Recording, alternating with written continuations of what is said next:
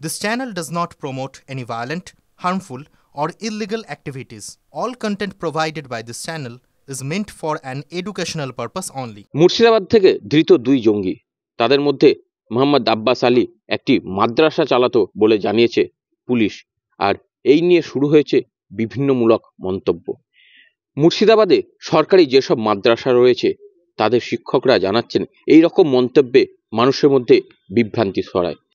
আমরা অবগত আছি সকলেই যে আব্বাস আলী বলে একজন হরিহরপাড়ার নিশ্চিন্তপুর থেকে জাল পাসপোর্ট চক্র এবং জঙ্গি কার্যকলাপের জন্য গ্রেপ্তার হয়েছে।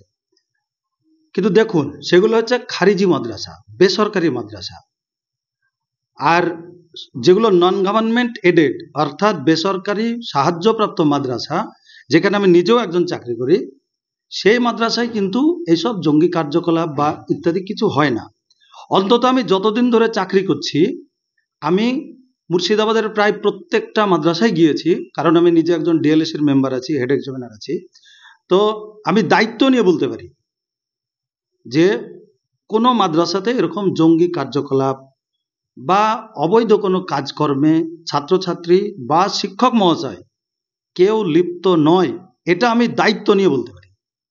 এবং সে যে গ্রেপ্তার হয়েছে সেটা একটা বিচ্ছিন্ন ঘটনা, তার সঙ্গে সমস্ত মাদ্রাসা গুলিয়ে ফেললে কিন্তু চলবে না।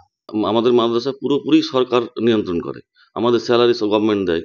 এবং আমার মাদ্রাসাতে যেমন মুসলিম টিচার আছে, হিন্দু টিচার আছে, সব সব সব ধর্মের টিচার আছে।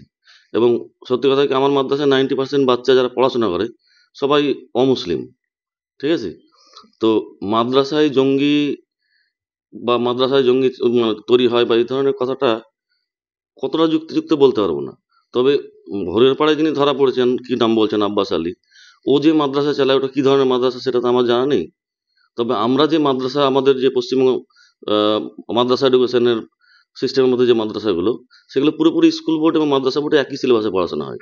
এখানে অন্য ধরনের কোনো ধরনের অপ্রীতিকর কিছু হয়। এই রকম মন্তব্যের জন্য কোথাও যেন হতাশাগ্রস্ত হচ্ছে অন্যান্য মাদ্রাসার শিক্ষকরা। মুর্শিদাবাদ থেকে ক্যামেরায় সিদ্ধার্থর সাথে কৌশিক, টিভি 9 বাংলা।